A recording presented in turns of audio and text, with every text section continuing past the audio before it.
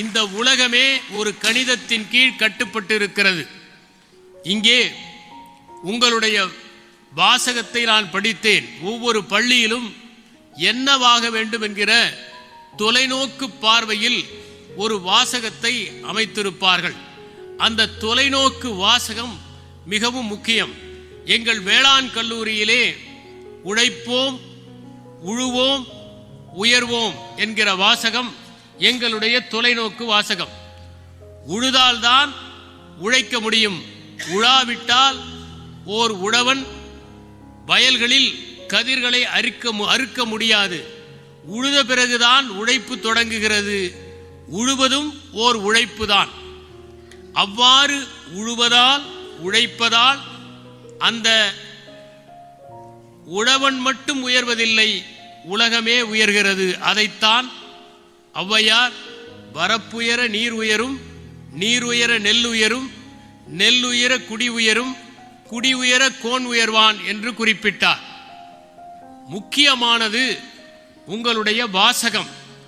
உங்களுடைய வாசகம் வாசி வளர் வழி நடத்து என்பதுதான்.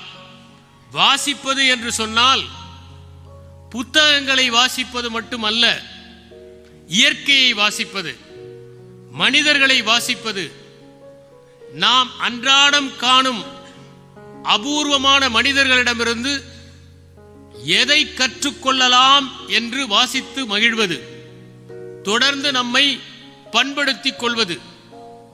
ஒரு புத்தகத்தை படித்தால் கூட அந்த புத்தகத்திற்கும் நம் வாழ்க்கைக்கும் என்ன தொடர்பு, இந்த புத்தகத்தின்படி யார் வாழ்கிறார்கள் என்பதையெல்லாம் அசை போட்டு அறிந்து கொள்வதுதான் வாசிப்பதனுடைய நோக்கம். இங்கே ஒரு நூலகத்தை இன்று தொடங்கி வைக்கிற வாய்ப்பை நான் பெற்றேன். நூலகம் என்பது அறிவை வளர்க்கிற இடம் என்று மட்டும் அறியப்படுவது அல்ல. இன்னும் சொல்ல போனால், ஒரு புத்தகம் எழுதப்பட்டால் அந்த புத்தகம் வெறும் அறிவை மட்டும் அதன் தாள்களிலே இறக்கி வைக்கப்படுகிற பயிற்சி அல்ல. அதை எழுதியவருடைய அனுபவமும் அதிலே இருக்கிறது. ஒருவர் 60 ஆண்டுகள் வாழ்கிறார் என்றால் 60வது ஆண்டிலே ஒரு புத்தகத்தை எழுதினால் அவர் 60 ஆண்டுகள் வாசித்ததை, அறிந்ததை, அனுபவித்ததை, கண்டதை, கேட்டதை, மகிழ்ந்ததை அந்த புத்தகத்திலே எழுதி வைக்கிறார். அந்த புத்தகத்தினுடைய வயது 60. இன்று நான் ஒரு பேச்சை பேசுகிறேன் என்று சொன்னால் இந்த பேச்சுக்கு நான் தயாரித்தது எவ்வளவு நேரம் என்றால், நான் 56 ஆண்டுகள் வாழ்ந்திருக்கிறேன் என்றால் இந்த 56 ஆண்டுகளுமே இந்த பேச்சுக்காக நான் தயாரித்திருக்கிறேன் என்றுதான் பொருள். ஏனென்றால் ஒரு மரம் பூக்கிறது என்று சொன்னால் அது 3 மாதங்களில் பூக்கிறது என்று பொருள் இல்லை. அந்த மரத்தின் வயதும் பூவின் வயதோடு சேர்த்து கணக்கிடப்பட வேண்டும் என்பதை நாம் உணர வேண்டும். எனவே நீங்கள் அருமையான ஒரு நூலகத்தை இன்று பெற்றிருக்கிறீர்கள். அந்த நூலகத்திற்கு சென்று நூல்களை புரட்டுங்கள். அவற்றை மனப்பாடம் செய்வதற்காக படிக்காதீர்கள்.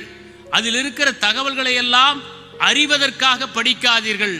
மாறாக அதை எழுதினாரே அவர் எவ்வளவு முயன்று அதை எழுதியிருப்பார் என்பதை சிந்தித்து பாருங்கள்.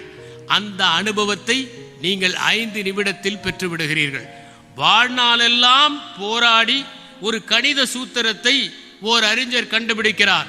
ஆனால் அதை நாம் 5 நிமிடங்களில் மனப்பாடம் செய்து தேர்விலே எழுதிவிடுகிறோம்.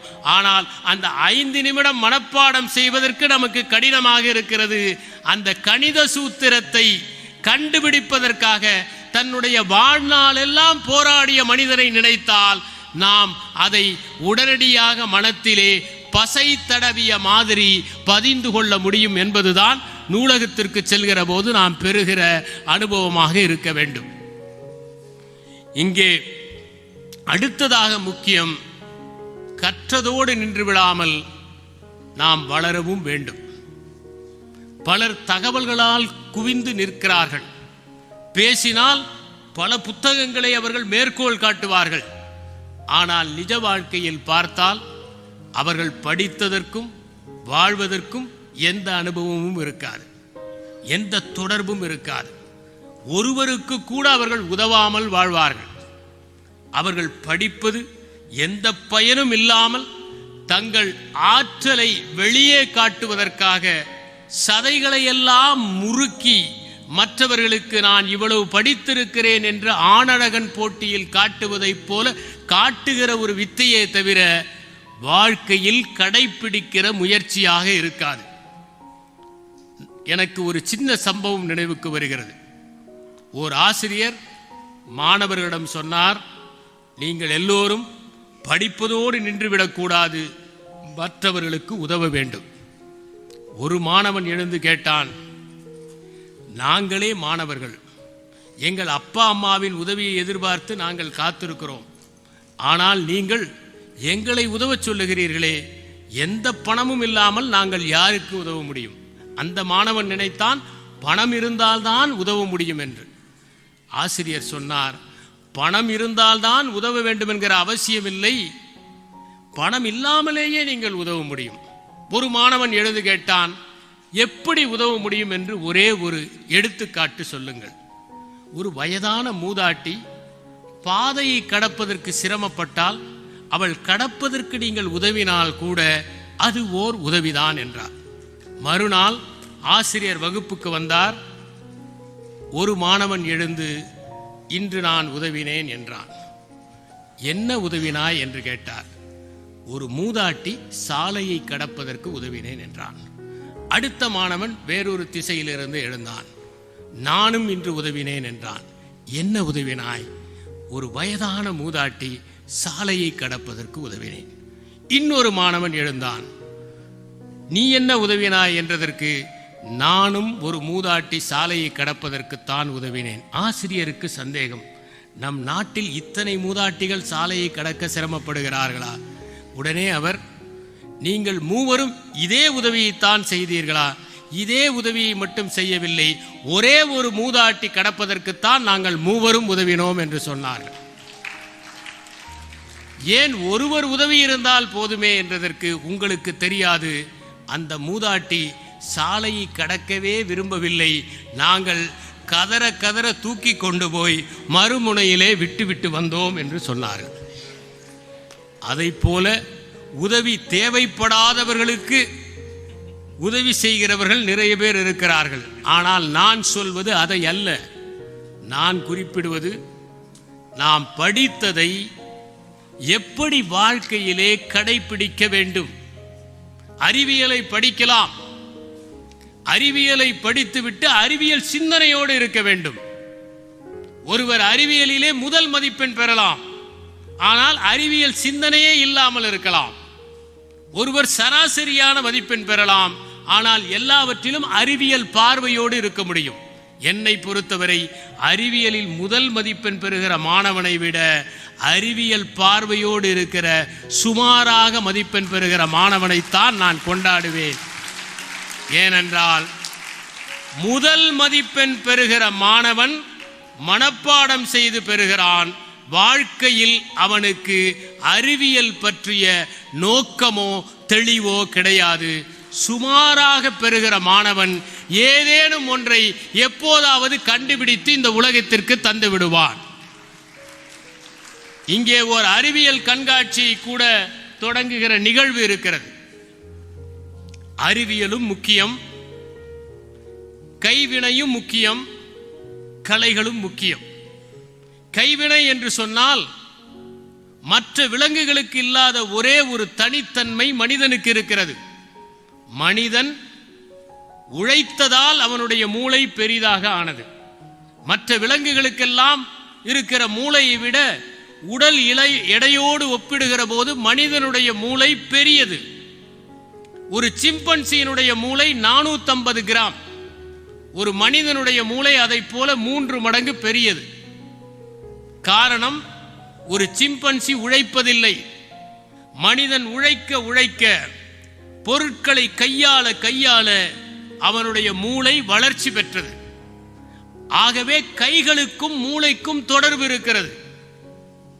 எந்த மூளை உழைப்பினால் பெரிதானதோ அதே மூளையை வைத்துக் கொண்டு மனிதன் இன்று உழைக்காமல் வாழ்வதற்கு பல சாதனங்களை கண்டுபிடித்துக் கொண்டிருக்கிறான். அதுதான் பரிதாபம். ஆனால் நீங்கள் கணனியிலேதான் தட்டச்சு செய்வேன், கையால் எழுத மாட்டேன் என்று நினைத்தால் உங்கள் மூளை மழுங்கி போவதற்கான வாய்ப்புகள் அதிகம். நீங்கள் கடைசி வரை ஏதேனும் எழுதி கொண்டே இருந்தால் பெர்னாட் ஷாவை போல 94 வயதில் கூட உங்கள் மூளை சுறுசுறுப்பாக இருக்கும்.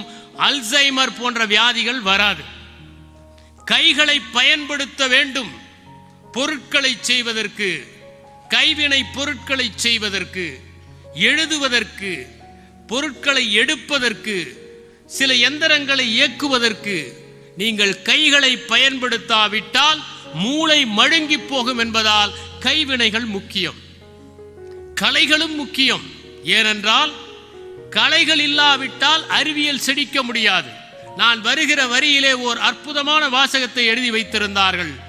வேளாண்மை என்பது வெறும் விஞ்ஞானம் மட்டுமல்ல, அது வாழ்க்கையை கற்றுத்தருகிற ஒரு கலையும் கூட என்று எழுதி வைத்திருந்தார்கள். வெறும் விஞ்ஞானமாக இருந்தால் நாற்றை கண்டபடி நட்டுவிட்டு போகலாம். ஆனால் அதை ஒரு கலை நயத்தோடு அவர்கள் நடுகிறார்கள். ஒரு மரத்தை வைக்கிற போது அதை கலை நயத்தோடு வைக்கிறார்கள். ஒரு வரப்பை அமைக்கிற போது அதை நேர்த்தியாக அமைக்கிறார்கள்.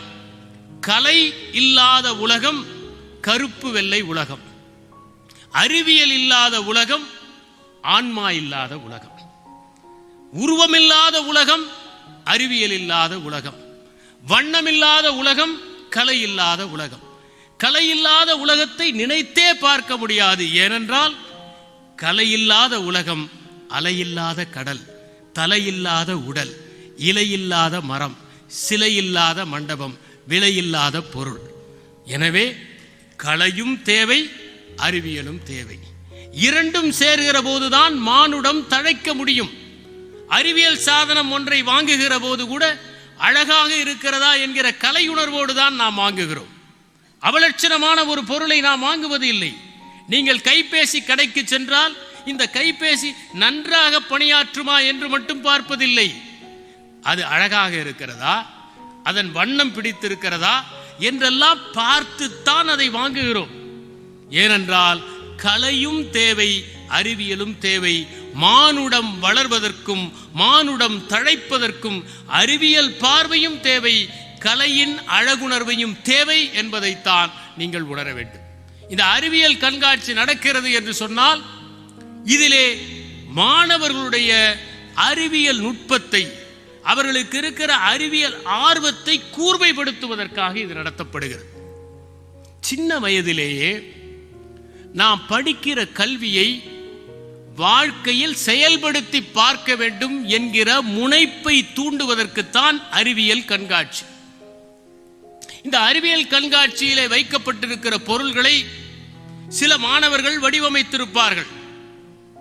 அதை எல்லா மாணவர்களும் பார்த்து அவற்றை கேட்டு தெரிந்து கொண்டு பிறகு சென்று அவை எப்படி செயல்படுகிறது என்பதை நீங்களே இணையத்திலே பார்த்து தெரிந்து கொள்ள வேண்டும். வெறுமனே பார்ப்பதற்காக அல்ல. அவற்றை அறிந்து கொண்டால் நீங்கள் உங்கள் பாடத்தை தெளிவாக புரிந்து கொள்வது ஒரு புறம் இருந்தாலும், இன்னொரு பக்கம் உங்களுடைய படைப்பு திறன் விரிவுபடுவதற்கான வாய்ப்புகள் இருக்கின்றன. எல்லா மாணவர்களிடமும் ஆற்றல் இருக்கிறது. ஆனால் நாம் தான் ஆற்றல் இல்லை என்று நினைத்துக் கொள்ளுகிறோம்.